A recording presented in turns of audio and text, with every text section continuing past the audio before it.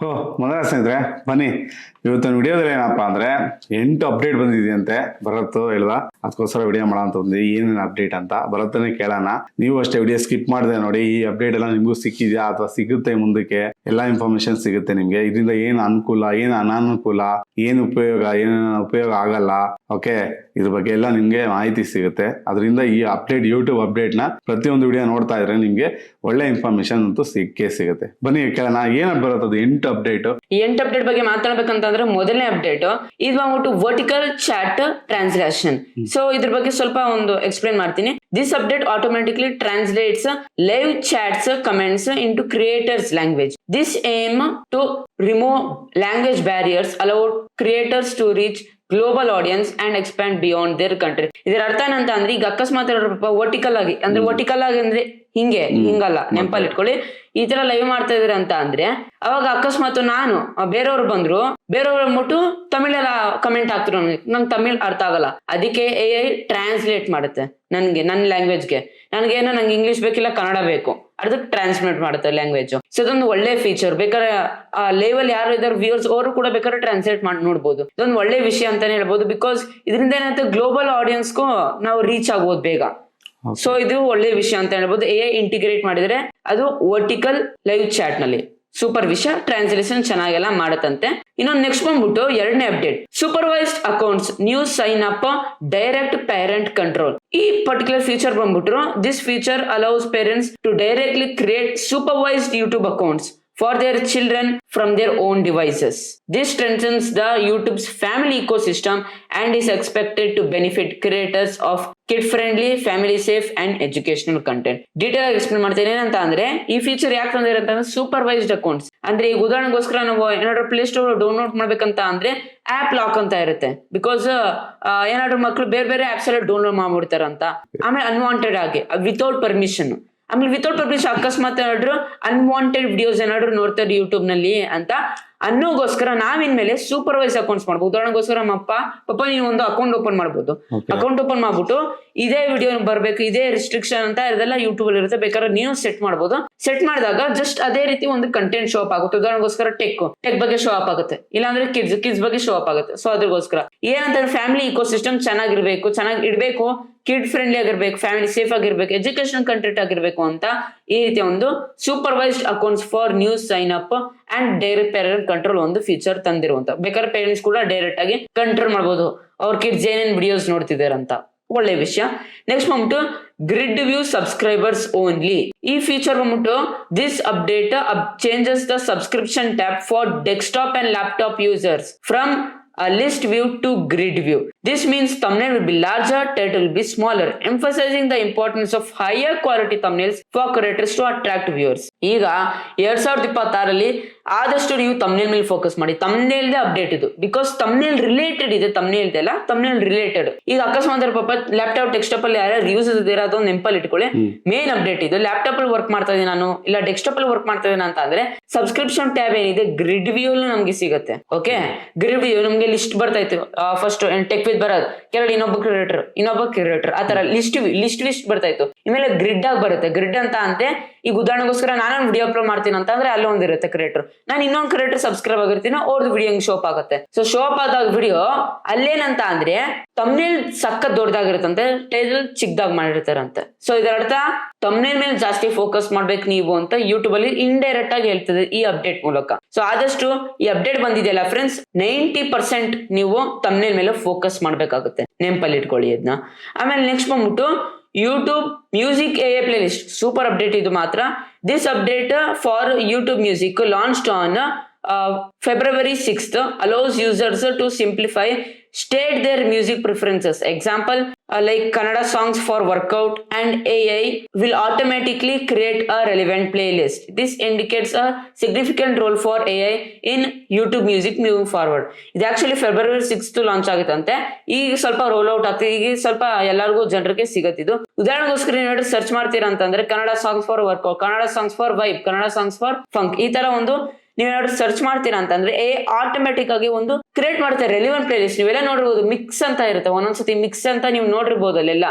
ಏನೋ ನಿಮ್ ಇಂಟ್ರೆಸ್ಟ್ ಮೇಲೆ ಬೇಸ್ಡ್ ಇರುತ್ತಲ್ಲ, ಮಿಕ್ಸ್ ಅಂತ ಇರುತ್ತಲ್ಲ, ಅದು AI ತಾನಾಗೆ ಕ್ರಿಯೇಟ್ ಮಾಡಿಕೊಡುತ್ತಿದ್ದಿಲ್ಲ.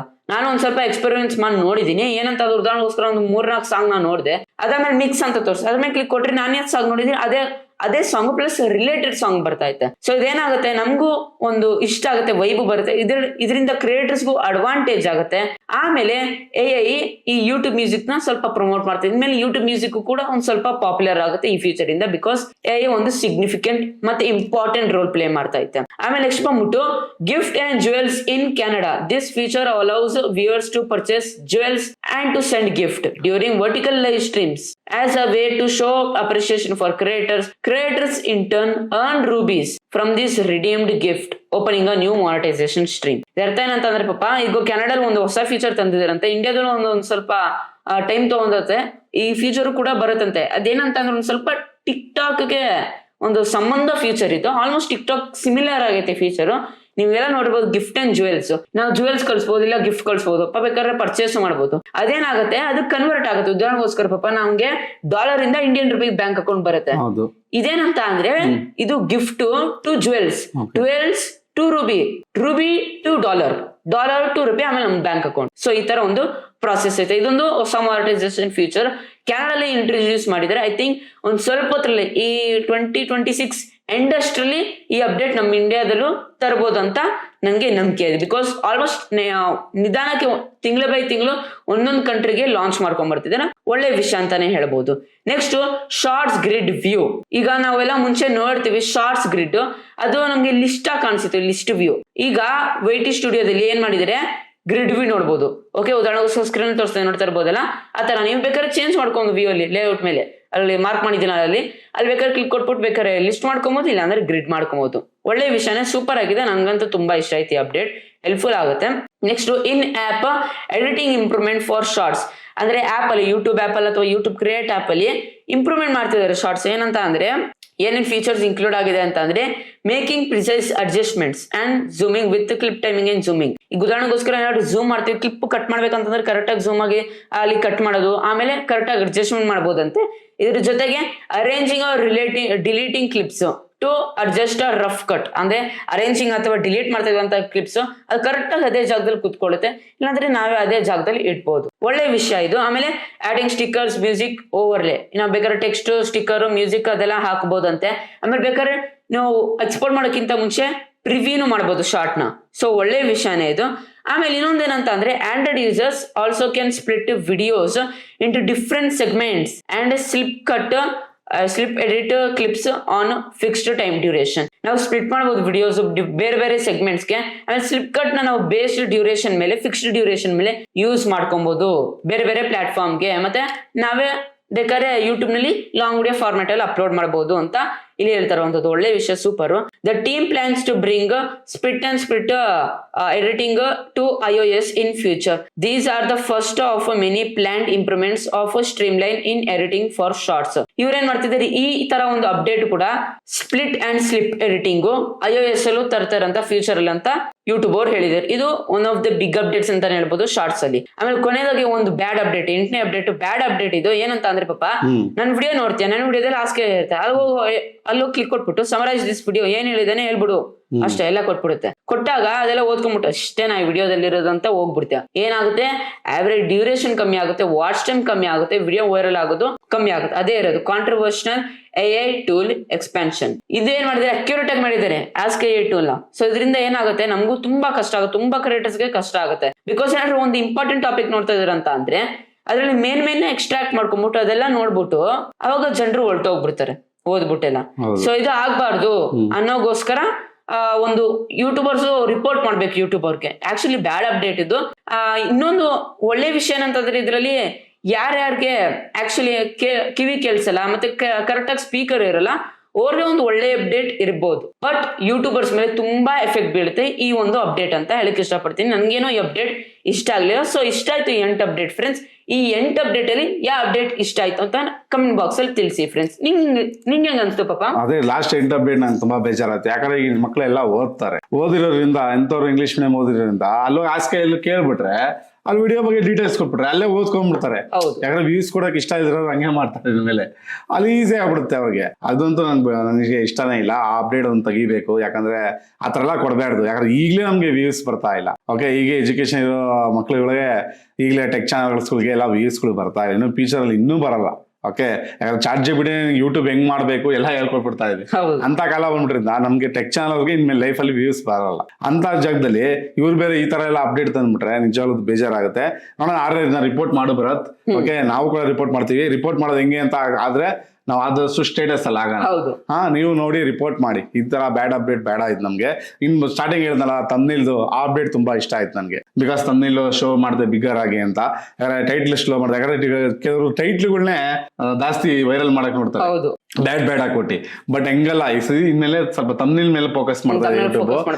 ಅದು ನನ್ಗೆ ತುಂಬಾ ಇಷ್ಟ ಆಯ್ತು. ಯಾಕಂದ್ರೆ ತಮ್ನಿಲ್ ಜಾಸ್ತಿ ಏನೂ ಹಾಕಂಗಿಲ್ಲ, ಹಾಕಿದ್ರೆ ಅದ್ರಲ್ಲೂ ಕೂಡ ನಮ್ಗೆ ಸ್ಟ್ರೈಕ್ಗಳು ಬರುತ್ತೆ. ಅದಕ್ಕೋಸ್ಕರ ತಮ್ನಿಲ್ ಜಾಸ್ತಿ ಇದು ಮಾಡೋದು, ಅಟ್ರಾಕ್ಟ್ ಮಾಡೋದು. ಯಾರು ತಮ್ನಿಲ್ ಚೆನ್ನಾಗಿ ಮಾಡಕ್ ಬರುತ್ತೆ, ಯಾರು ತಮ್ನಿಲ್ನ ಅಟ್ರಾಕ್ಟಿಂಗ್ ಆಗಿ ಮಾಡಕ್ ಬರುತ್ತೆ, ಅದ್ರಲ್ಲಿ ನಿಮ್ಮ ಒಂದು ಏನಿರುತ್ತೆ ಕ್ರಿಯೇಟಿವಿಟಿ ತೋರಿಸ್ಬೇಕಾದ್ರೆ ಅವಾಗ ನಿಮ್ಗೆ ಅಂತವ್ರಿಗೆ ವ್ಯೂಸ್ ಜಾಸ್ತಿ ಬರುತ್ತೆ ಇನ್ಮೇಲೆ. ಅದಂತೂ ನಂಗೆ ತುಂಬಾ ಇಷ್ಟ ಆಯ್ತು.